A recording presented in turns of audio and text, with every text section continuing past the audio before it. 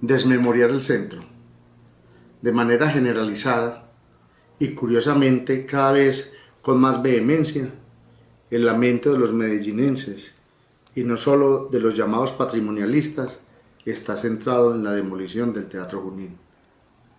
La acción valorizadora, que siempre consideró por encima de todos los valores el de la renta del suelo urbano, tuvo un efecto negativo en la historia urbana y arquitectónica de la ciudad, pero por encima de todo, cultivó una desmemoria en la ciudad de Medellín. Al convertir en valor absoluto el progreso y condenar el pasado, a considerar todo esto como arcaico e imposibilitar el avance civilizador, creó un discurso dominante que se impuso y determinó un velo sobre cada obra que desaparecía. No había lugar, ni mucho menos tiempo para lamentarlas, pues era tal el vértigo de la transformación que el margen de recuerdo es vago y poco extensible. Una edificación, por más representativa que fuera, duraba acaso 2 generaciones. La fachada urbana, recompuesta de una anterior intervención, ya era considerada caduca, vieja, obsoleta, en 30 o 40 años después, cuando era sometida a otra transformación. Por eso, Medellín siempre es joven, pues cada 25 años cambia su fachada. La desmemoria a que se ha sometido al habitante urbano es de tal magnitud que retiene pocos referentes, pues no ha tenido posibilidad de conocer ejemplos representativos que permanezcan. Así que este habitante poca memoria arquitectónica puede tener, pues ha conocido pocos referentes y con los que les deja la clase dirigente son suficientes. De ahí que el Teatro Junín se convirtió con el tiempo en el ícono del patrimonio perdido y su valoración ha sido mayor en el presente que en el mismo momento de su desaparición, en el emblemático cruce de la avenida La Playa con la carrera Junín, lugar donde luego se construiría el edificio Coltejer como el nuevo ícono del paisaje urbano. Fueron otros sitios, referentes históricos y obras arquitectónicas que desde muy temprano del siglo XX fueron lamentadas por unos pocos y olvidadas por la mayoría, al ser radicalmente transformadas o inexorablemente desaparecidas. Ya en 1906 se criticaba la moda de modernizar las fachadas de las casas de Tapia, lo que se consideraba por algunas personas como ridículo y una manera irreverente de destruir el valor histórico de las mismas. Comillas, la mano modernista se ha tornado entre nosotros novelera y destructora y ha hecho desaparecer al Medellín viejo, histórico. Que las nuevas construcciones sigan de cerca el movimiento evolutivo de la civilización está en el orden de las cosas, como lo está el que los monumentos viejos, representantes de las pasadas edades que marcan las etapas de los pueblos, se conserven respetuosamente por su valor. Luis Fernando, siguiendo en este orden de ideas, después de la cuestión de higienista que comentabas, sigue lo de valorización, que también le da un zarpazo letal, pero muy contundente a la ciudad. No, yo creo que antes de valorización estuvo el city planning. Un momentico. Pero yo me refiero ya a medidas que fueron, a ver, el city planning yo lo veo como una cosa, eso es de Olano, muy ideal, con la ciudad que apenas se construye, que apenas está como abriendo calle y cosas de esas. En cambio ya valorización llega de plano a acabarlo con lo que ha ido. Empiezan ya las personas cercanas a pagar por obras costosas para destruir en parte no de una vez la memoria que ya tendría por ahí 40 o 50 años. Es por eso, sí. Pero sí. Sí, no, yo creo que valorización es uno de los temas que más elogios ha recibido en la historia de Medellín. Y hay una visión idealizada y elegíaca de la valorización, porque en gran parte sus promotores se han encargado de escribir la historia de la Oficina de Valorización.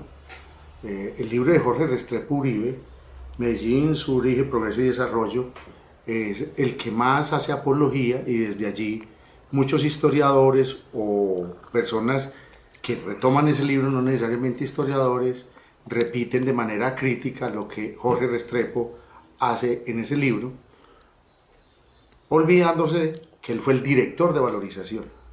Y lo que hace en ese libro es una apología a una visión de ciudad de un director de la oficina de valorización, que a su vez fue un promotor inmobiliario y fue un gran rentista del suelo urbano. Entonces ahí no hay un distanciamiento crítico alrededor de este libro y las visiones que tiene sobre valorización, siendo Jorge Restrepo Uribe uno de los grandes promotores de valorización. En segundo lugar, hay esa visión idealizada y sobre todo positiva desconoce en gran medida, debido a las obras que quedaron, las discusiones que se dieron en su momento de los opositores al proyecto de valorización. Gente que planteó su oposición no cerrada sino argumentada a los proyectos de valorización por lo que significaban para la ciudad. Pero más que para la ciudad, las obras, lo que significaban para los mismos habitantes. Incluso uno de quienes criticó los proyectos de valorización fue el filósofo Fernando González, quien como abogado de la oficina de valorización compiló las normas de valorización, pero a su vez en ese proceso compilatorio hace una crítica a la obra de valorización, señalando que si bien la obra pública le sirve a la ciudad, beneficiaba a unos pocos. Entonces, mirar qué consecuencias trajo la valorización es una deuda que tenemos en términos de entender la historia urbana. Porque se ha hecho mucho énfasis más en el plan piloto de Wiener y Zerrt, y ese plan piloto de Wiener y Zerrt, muy estudiado con obras de muy buena factura, como la de Patricia Snitter sobre el proyecto de Wiener y Zerrt, dejan de lado que quien verdaderamente transformó la ciudad fue la oficina de valorización. De ahí que yo señalo que la lectura que se hace a Wiener y Zerrt y su plan piloto y después el plano regulador es un mascarón de proa que esconde quién fue verdaderamente el transformador de la ciudad y ejecutor de obras desde la oficina de valorización, que en últimas determinó los dramáticos cambios urbanos. Y esos dramáticos cambios urbanos tenían dos componentes fundamentales. Uno, el ensanche de las calles del centro, y dos, la expansión de avenidas para la habilitación de suelos urbanos en la zona occidental y sur de la ciudad. Occidental, estamos hablando de Robledo, de Belén, de la América, de Guayabal y del Poblado, que fueron fundamentales para incorporar nuevas áreas, sobre todo para las clases medias que estaban creciendo y para las élites de la ciudad. Mientras que el ensanche de vías se hizo sobre el centro de la ciudad, un centro que apenas se había transformado en la década del 10, y ya a partir del 38, cuando se hizo la primera obra por valorización en un tramo de Carabobo, comenzó a ser demolido y pasar las calles de 6 y 8 metros, que eran lo que había heredado de los siglos XVIII y XIX, a ser convertidas en 16, 25 y hasta 32 metros. Entre 1938, que se hizo la primera tramo de Carabobo, y 1974, cuando se hizo la segunda etapa de la avenida Oriental, conectando la avenida Echeverri con la estación Villa, estamos hablando de un proceso de alrededor de 34 años dramáticos de transformación urbana del centro de la ciudad, al punto que Medellín se le quita la memoria urbana en ese lapso. Yo creo que no existe en ningún momento en la historia urbana donde la relación inversamente proporcional del progreso a través de valorización haya acabado con tanta memoria urbana en la ciudad. Estamos hablando de un periodo del año 38 al año 74. En ese lapso se construyeron avenidas como Carabobo, la ampliación de Carabobo, la ampliación de Cundinamarca, la ampliación de Cúcuta, la ampliación de Boyacá, la ampliación de la calle Colombia, la famosa avenida Bolívar, la diagonal Colombia-Ayacucho, la avenida oriental entre la calle San Juan y Echeverri, y después la segunda etapa entre Echeverri y Estación Villa, la avenida del ferrocarril en la primera etapa entre Estación Villa y San Juan, y la ampliación de San Juan. Y si usted hace en ese rápido compendio de obras hechas por valorización y la relaciona con edificios desaparecidos, ahí está el mayor acumulado de desmemoria en la ciudad, que va desde la farmacia Pasteur en San Juan, con el ensanche en San Juan, está la demolición del edificio hermosísimo del Banco Republicano con la ampliación de Bolívar, y lo mismo que la iglesia de San José en el Colegio de San José, que no se puede confundir con esta iglesia de San José sobre la Oriental, esta iglesia hecha por el hermano Floriano sobre la avenida Bolívar, que desaparece y que no aparece en la historia urbana, el convento de las Carmelitas, la iglesia y el convento de San Juan de Dios, y así un largo etcétera, que no se puede reducir, como mucha gente lo ha reducido, solo al Teatro Junín. Es más, el Teatro Junín no fue producto de la valorización como estos otros. Es decir, que hay una enorme cantidad de obras que ya no aparecen ni siquiera en el registro histórico urbano ni en la memoria de la gente, que fueron afectadas, desaparecieron, incluso borradas literalmente del paisaje urbano y borradas de la memoria. Hay algo que mencionas también para complementar eso, y se nos olvidaba, y era el papel de ampliar esas calles para el automóvil, ¿cierto? Para una sociedad que no es capaz de adaptarse a las calles pequeñitas, sino que había que ampliarlas, ¿cierto? Y resulta que ahora se está yendo ya lo contrario, tratando de peatonalizar. Exactamente. No, pero los mismos Wiener y Sert, en el diagnóstico que hicieron de la ciudad, a quienes generalmente se les adjudica ser autores intelectuales de la desaparición del patrimonio, porque supuestamente hay una idea en la academia y entre los arquitectos y urbanistas, que los arquitectos de la CIAM, es decir, del Congreso Internacional de Arquitectura Moderna, fueron antihistóricos. Y ellos decían todo lo contrario. Ojo, hay un patrimonio en el centro de la ciudad que se debe conservar. No se pueden seguir construyendo edificios que afecten la escala y afecten la relación con la calle. Ellos pedían cuidarlo. E hicieron todo lo contrario a lo que Wiener y Sert vieron, destacaron y recomendaron.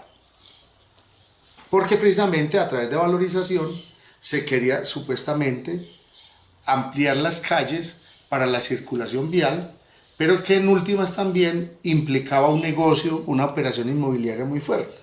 Es decir, cuando se hace la avenida Junín entre la playa y San Juan, que fue una de las primeras obras, estamos hablando del año 40, fueron afectadas una gran cantidad de viviendas de gente que no tenía capacidad económica, no solo de pagar el derrame de valorización, como se llamaba, sino después construir, porque no tenían recursos y tenían que vender, malvender los lotes que quedaban allí.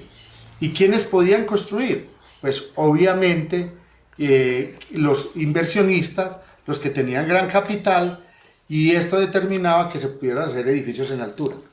Entonces ahí es donde aparecen el edificio Roca, el Bemogú, el edificio de la Bastilla, etc. Es decir, pasamos de viviendas de 2 pisos y edificios acaso de 3 pisos a edificios de 7, 8, 10 pisos. Lo mismo en la zona bancaria de Colombia. Toda la zona bancaria se construye a raíz del ensanche de la calle Colombia, por lo cual solo unos inversionistas con poder económico fuerte podían comprar esos lotes y rentabilizarlos en altura, mientras que los propietarios originales tuvieron que salir del centro de la ciudad quebrados o mal vendiendo, perdiendo plata, para poderse ir a otro lugar donde poder invertir lo que obtenían por la venta de los lotes que habían sido recortados. Bien. ese plan del 50, 54, 55, no sé, sobre cambios de Medellín, es el mismo de ser, ¿cierto o no? Sí, Pero es una aplicación que no se hace. a ver, normalmente ocurren muchas confusiones en términos de lo que hizo Wiener y Ser y lo que se hizo posteriormente. El plan piloto es el que se contrata en el 47 y comienza a ejecutarse en el 48 y solo se aprueba en el 51.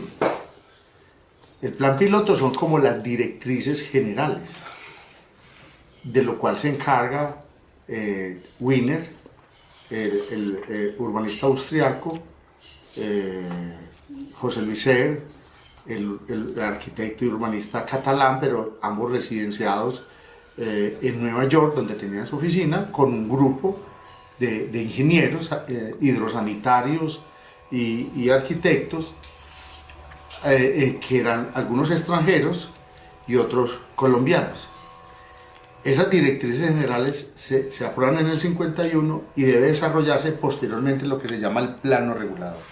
Entonces no podemos confundir los planos pilotos, que son como, digamos, el fundamento al desarrollo posterior del plano regulador, dentro de lo cual participa arquitectos como Nel Rodríguez en ese desarrollo posterior del 58, que se aprueba en el 58 apenas, y eso por un decreto extraordinario en el gobierno de Gustavo Rojas Pinilla. De eso se derivan una serie de proyectos que son los planes viales fundamentalmente.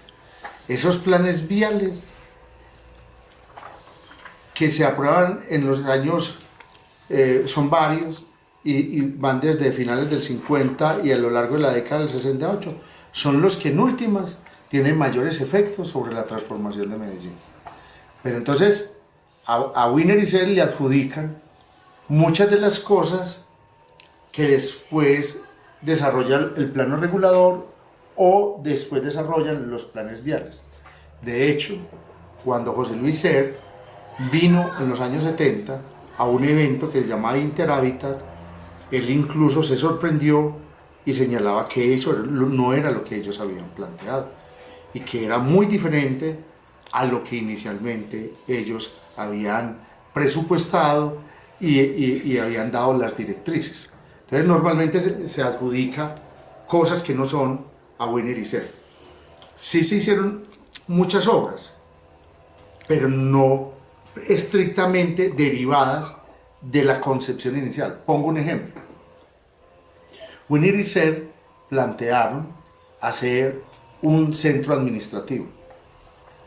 Ese centro administrativo que planteaba Wiener y Ser, decían, debía ser complementario al centro de la ciudad, sin vaciar de contenido de la ciudad, sino completar lo que faltaba en el centro, manteniendo la institucionalidad en el centro y enlazándola peatonalmente con un centro que era de uso diverso, al punto que incluía no solo edificios institucionales, sino cinemas, teatros, salas de arte, supermercado, apartamentos. ¿Qué se construye años después? Algo que yo llamo un gueto político, con una sola función, una institucional, que eso no fue lo que pensaron Wiener y Ser. Incluso lo que se hace en los 80, que se inaugura en los 80, vacia de contenido del centro porque los edificios institucionales son trasladados a ese centro administrativo y le quita mucho del valor al centro. Es decir, colapsa el centro y no lo complementa y hace un gueto político. Además, después de lo que plantea Wiener y Ser, incluso hubo otros dos proyectos de centro administrativo en la Alpujarra antes de este último que se hizo. Entonces normalmente se asocia este centro con el que planteó Wiener y Ser y no tiene nada que ver lo uno con lo otro, con la excepción del sitio de localización. En términos de contenido, en términos de elementos que configuran ese espacio urbano concebido, es muy distinto al construido. Bueno, dando un salto porque apenas vamos en el primer ensayo, aparece la figura del POT. Decime, ese también no es otro, una especie de abrebocas, una especie de momento de diletantismo de los arquitectos, de los políticos oficiales, porque siempre hay muchas críticas con ellos. Si ha funcionado o no, yo me concentro, vamos, en la cuestión de Prado, que a veces la modifican, a veces pasan desapercibidos, pero Prado está ahí abandonado. Y eso que tiene un pop que no sepa qué sirve. Hablamos de eso. No, yo creo que una de las cosas más importantes dentro de la planeación urbana en Colombia ocurre en los años 80, desde la ley de descentralización administrativa, de descentralización fiscal, de autonomía municipal, de la elección popular de alcaldes, más estamos hablando de la ley 388 y posteriormente los elementos que la Constitución del 91 determinan en términos de autonomía municipal y de procesos participativos en la planeación. Y creo que pese a todos los elementos negativos que se le puedan adjudicar a los planes de ordenamiento territorial, fueron necesarios y eran necesarios porque hubiera sido mucho peor si no hubiera existido esta ley de ordenamiento territorial que busca por principio el equilibrio entre el sistema natural y el sistema artificial con el objetivo de mejorar la calidad de vida de los habitantes. Ahora, de ese ideal, de ese equilibrio entre el sistema natural y el sistema artificial y de dotar de una infraestructura necesaria, suficiente, de calidad, para que los habitantes tengan mejores condiciones de vida, se ha ido derivando cada vez más a una cooptación de la normativa en beneficio de la especulación inmobiliaria que beneficia a ciertos sectores, que es una de las críticas más consistentes que se le ha hecho a la deriva que ha tenido los planes de ordenamiento territorial. Una cosa va del plan de ordenamiento territorial de 1999 a las revisiones posteriores del 2006, del 2014, etcétera, porque cada vez vamos a ver, digamos, los beneficios que ha tenido para el sector constructor y el sector inmobiliario, pese a unas normas restrictivas que han impedido que haya una mayor densificación como la que se tuvo, por ejemplo, en el periodo hasta 2006 incluso. Los planes de ordenamiento territorial tienen otras normas, unas de los planes parciales, que buscaban un desarrollo inmobiliario más adecuado y no lote a lote, pero igual volvemos al mismo problema de la cooptación por beneficios especulativos inmobiliarios. Y otras normas de superior jerarquía. Cuando hablo de normas de superior jerarquía es, por ejemplo, los planes especiales de manejo y protección del patrimonio son de superior jerarquía. Pero en Medellín, curiosamente, la han subordinado a los planes de ordenamiento territorial. Y el patrimonio no se ha beneficiado de esa norma que es de superior jerarquía.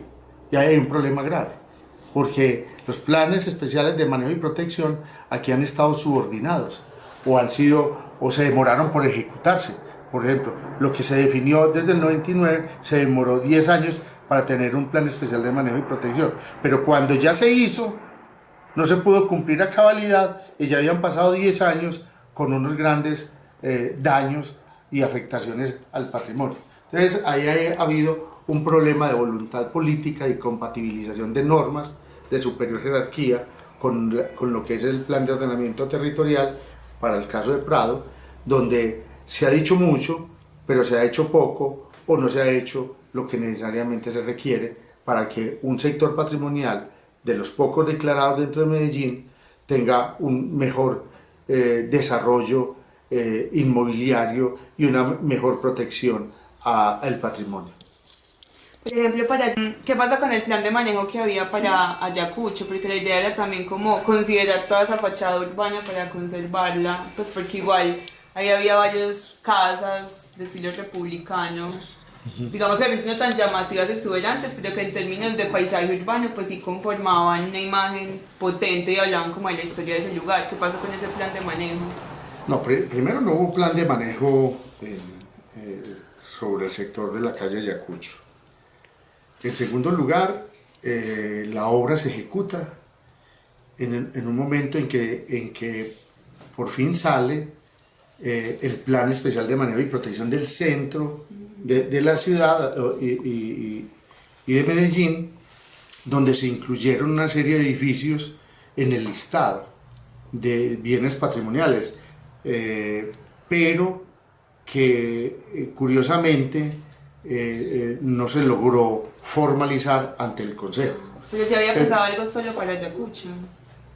Habían pasado un listado en términos generales para Medellín y ese listado no se aprobó en el Consejo, es decir, que cuando se diseña Ayacucho y se ejecuta, sí digamos, se respetaron los bienes de interés cultural nacional que están incluidos, pero no los que se habían propuesto incluso como bienes de interés cultural municipal. Lo grave del asunto es que hubo un manejo de ese listado donde se sacaron de lo propuesto de ese listado algunas edificaciones que después fueron demolidas. Ahí hubo alguna mano invisible que le quitó, digamos, posibilidades a unas edificaciones.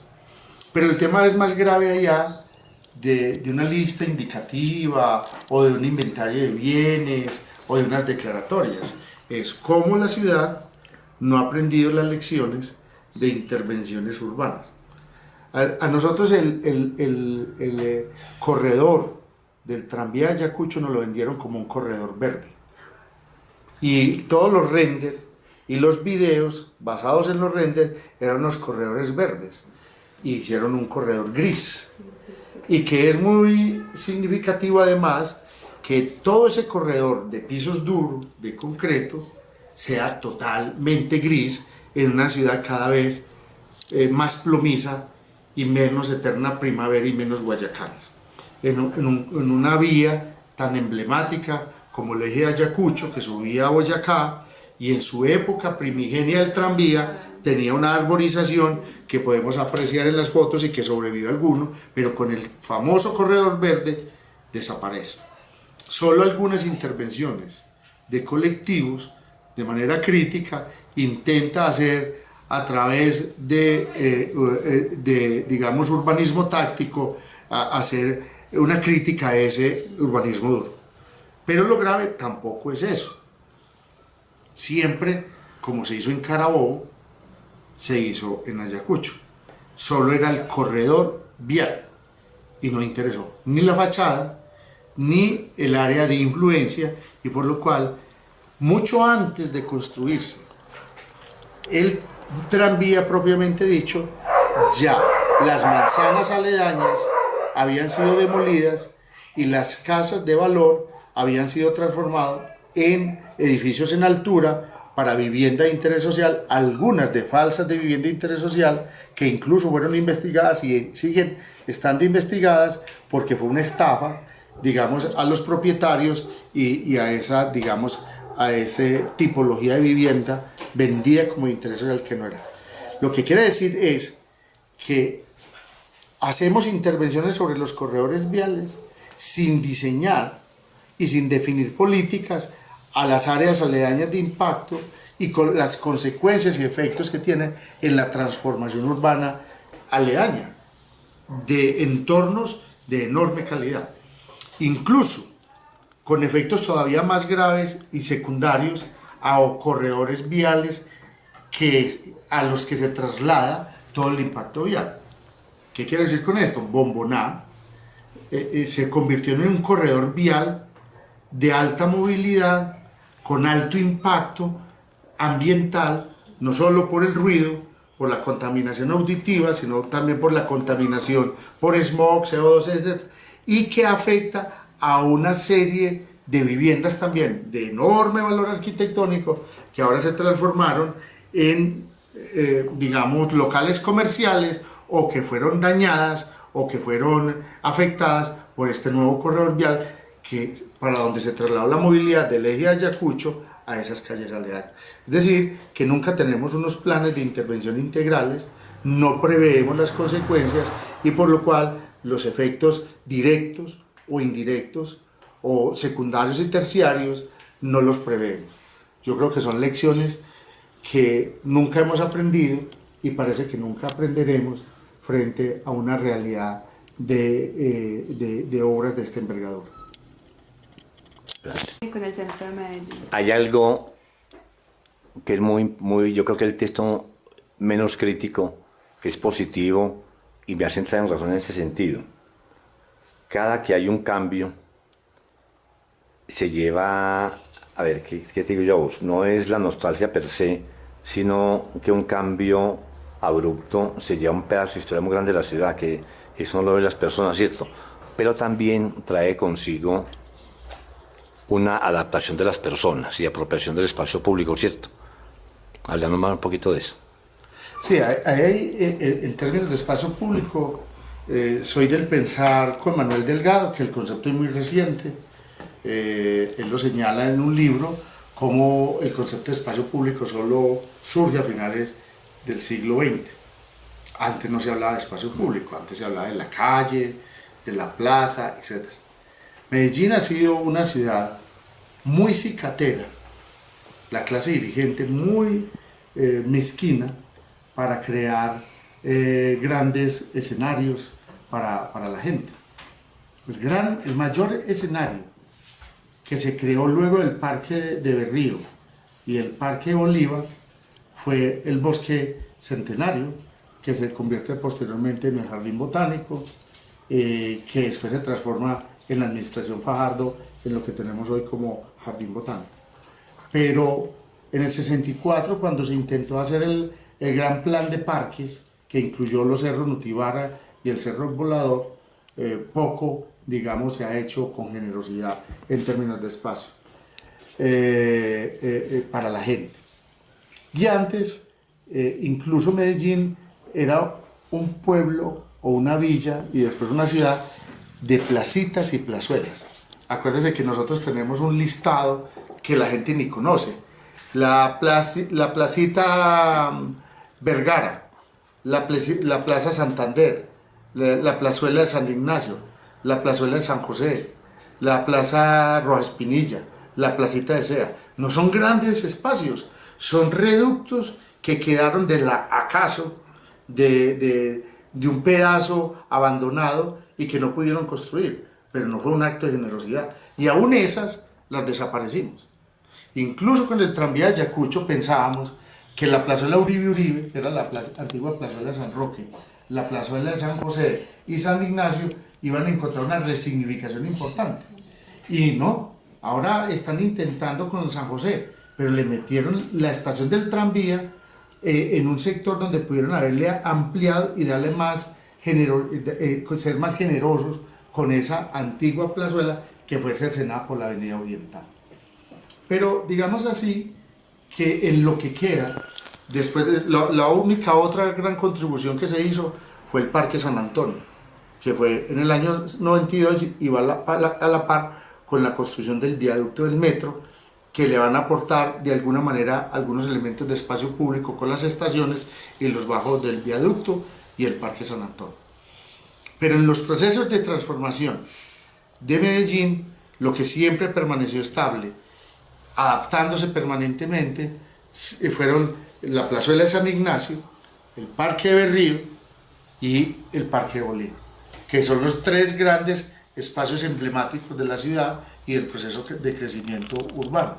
Allí alrededor de ellas, con todos los efectos transformadores, permanecen como elementos referenciales, como hitos fundamentales, no solo como plaza fundacional, sino como elementos que significan los procesos de expansión urbana hacia el oriente, como el caso de San Ignacio, y hacia el norte, como fue la antigua Plaza de Villanueva, convertida después en Parque de Bolívar. Entonces esos espacios en sí han sido significativos y siguen siendo significativos pese a sus dramáticos cambios del marco que los contiene y del mismo espacio interior que ha mutado permanentemente. ¿Cuántas veces se ha remodelado el Parque de Berrío desde su inauguración en 1895? Hay que preguntarnos cuántos parques de Berrío ha habido en 123 años de vida urbana de ese espacio. Y veremos que ha habido más de 5 o 6 parques de Berrío. Algunas veces apropiadas por tranvías, otras por taxis, otras por automóviles de todo tipo, y lo último, apropiado por el metro o subordinado por el metro que se le impone. Pero pese a eso, el Parque de Berrío continúa siendo un hito simbólico de alta significación para la población, que en este momento ha sido apropiado por los sectores populares, que lo han convertido incluso en un espacio festivo de encuentro, de sociabilidad. Hacia algunos le choque, es una realidad incuestionable donde se escenifican muchos elementos de la vida urbana en términos positivos y negativos.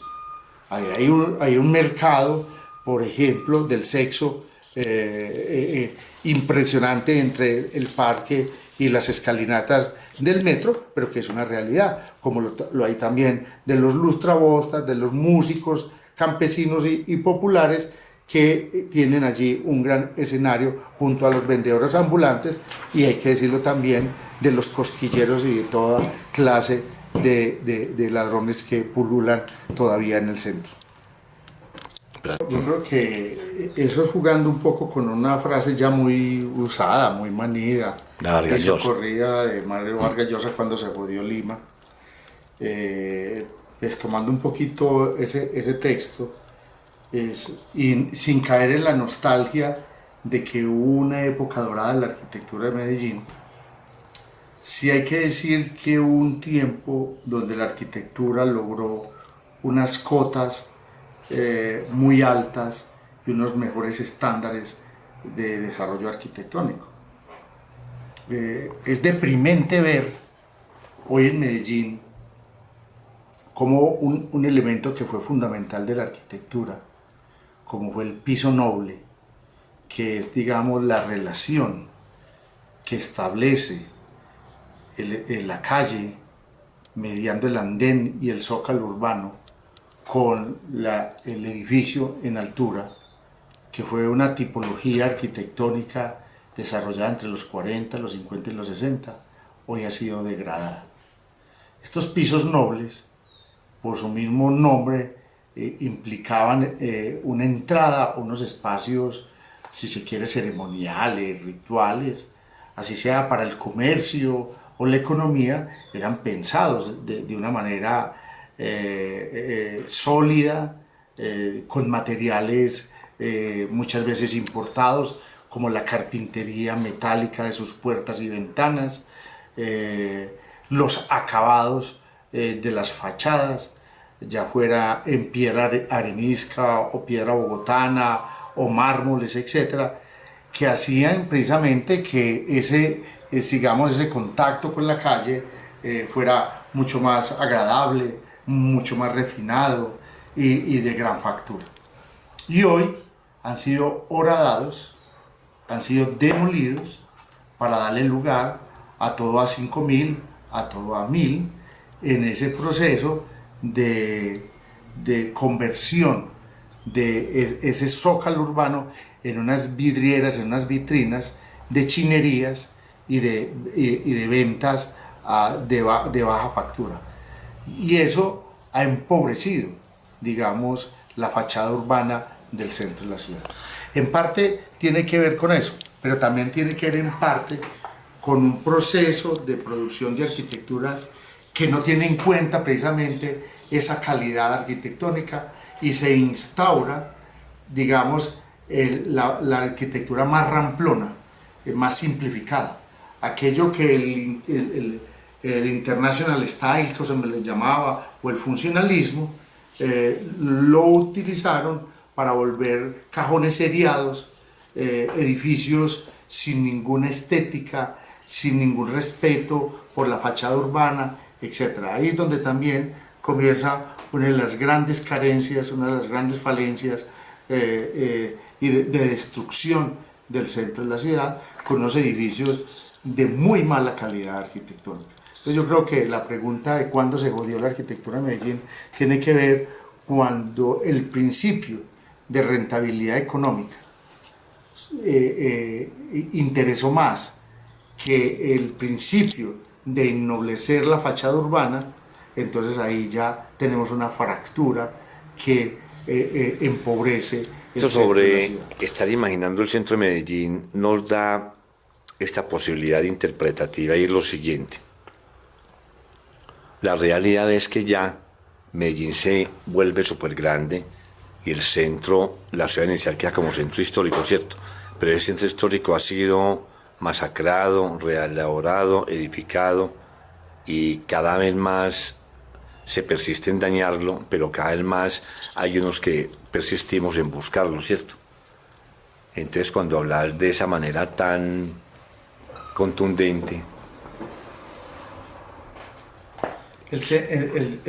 Hay algo que me parece que es muy sintomático de Medellín. El 2008 es el año que cumple 50 años del primer estudio sobre el centro de la ciudad. El trabajo de Jorge Cadavid y de César Valencia fue pionero en términos de tratar de entender, diagnosticar y proponer alternativas frente a las problemáticas que vivía el centro. Obviamente en estos 50 años han ocurrido muchas cosas, es decir, han habido enormes cambios. Ellos proponían lo del centro administrativo, se hizo el centro administrativo. Lo de sacar los buses intermunicipales del centro, se hizo en las terminales, primero la terminal del norte y después la terminal del sur, porque durante mucho tiempo San Juan fue una terminal de buses.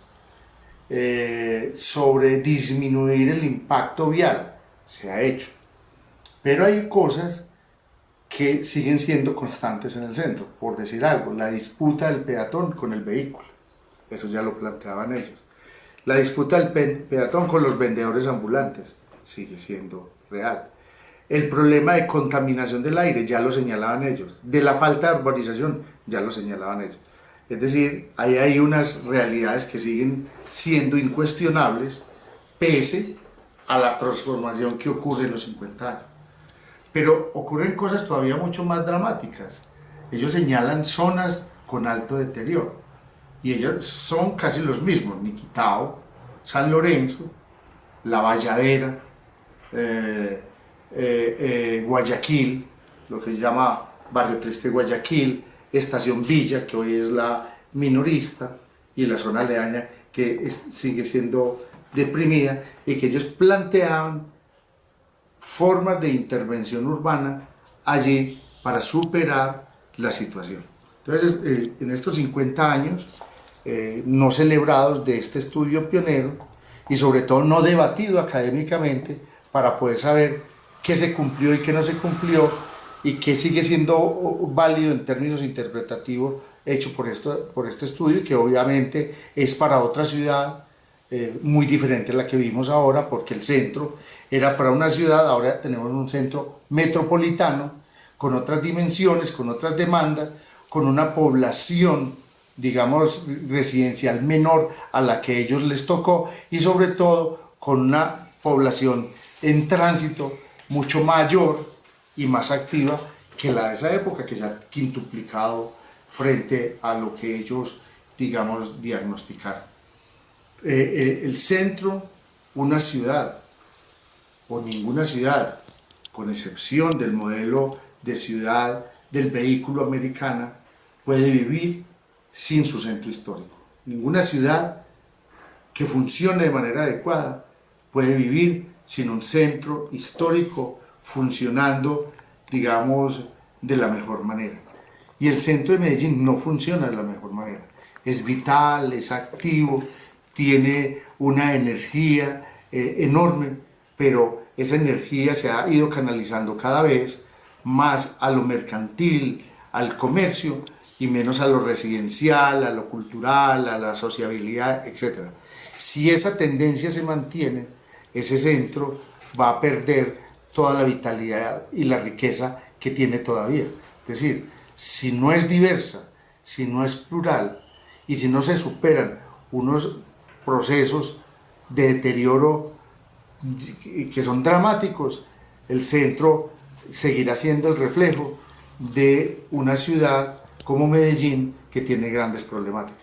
Es decir, Medellín no se puede entender y no puede superar sus problemas de inequidad, de desigualdad, si no se reflejan en el centro de la ciudad. Listo. Bueno, Luis Fernando, muchas felicitaciones por el libro. Esperamos vernos el próximo año. Un abrazo y que sean esas reflexiones tan valiosas. Bueno, muchas gracias, Víctor. Ahí queda este año de ensayos inútiles y esperamos que el 2019 podamos seguir reflexionando sobre una ciudad que nos concita, que nos convoca y que requiere que nosotros estemos pensando otra manera de verla a como la están viendo ciertos sectores interesados solo en la rentabilidad económica. Bueno, muchas gracias. Bueno.